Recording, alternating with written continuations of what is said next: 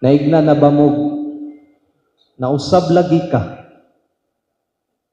No, kanang pangalitan ng mga higala nga dugay nang nagkita, dayon makita na sa pag-usab, balik o sa may ingnon dayon, uy, na-slim lagi ka.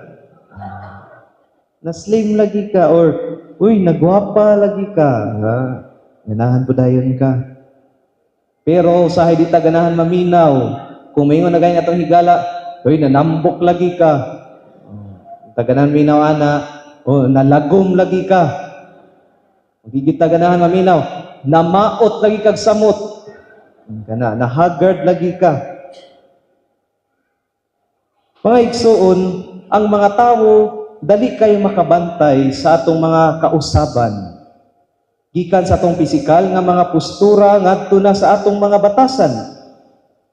Apan adunay realidad nga dili gayud mawala sa kalibutan. Ug kini mao ang realidad nga kanunay gayud kitang mausab. Matud pa, there is only one thing in life that is not changing, and that is change. Ang dili gayud mausab nga realidad, mao ang kausaban. Mga igsoon, nining dakong piyesta sa Pentecostes, ang pagkunsad sa Espiritu Santo nganha sa mga apostoles. No, kung mangutana ko ninyo karon, kung tigrosaryohan mo, sa maning nga misteryo sa rosaryo, ang pagkunsad sa Espiritu Santo, no, misteryo sa himaya, third glorious mystery. Gipahinumduman kita sa usa sa mga epekto kung atong pasudlon ang Espiritu Santo sa atong tagsa-tagsa kakinabuhi ug sa atong katilingban. Ug kini mao ang kabag-uhan. Change.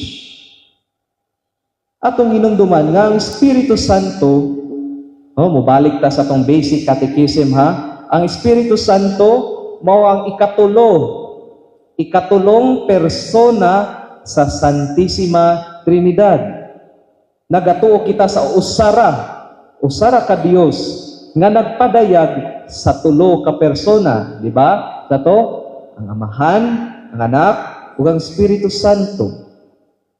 Usa sa mga nindot kaayo nga simbolo, no, symbol of the Holy Spirit, mao ang kalayo. Kalayo, fire. Muna nga diri sa tong liturgical environment karon, ipatigbabaw ang sa may color. Puwa, no, red. Kay kalayo. Kung maghisgot kita kalayo, makahunaw na dayon kita kahayag, di ba? O kung muduol kini sa usa ka butang, kining kalayo, maunsa man ang butang? Masunog. O kung when we come into contact with fire, or when fire comes close to a thing, that thing will burn.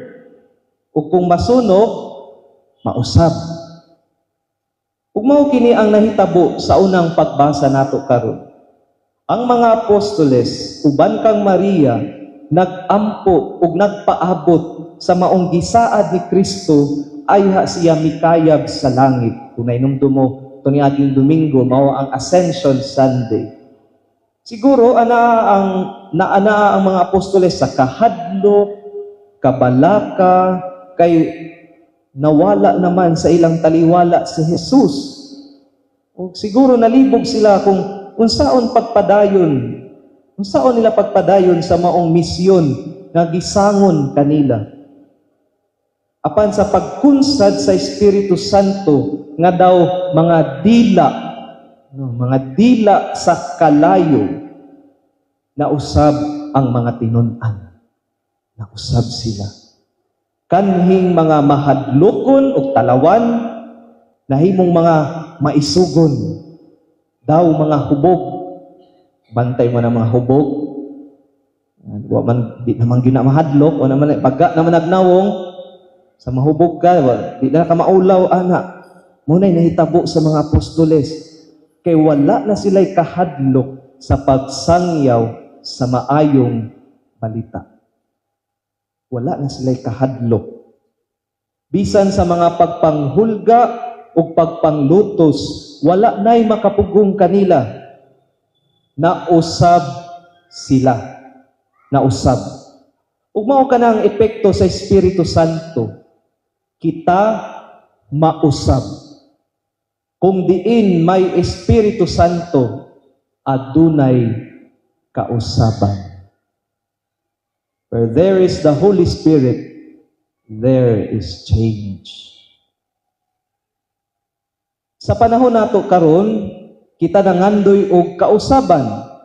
Mureklamo kita sa katilingban, sa atong political system, ganahan kitag kabag-uhan.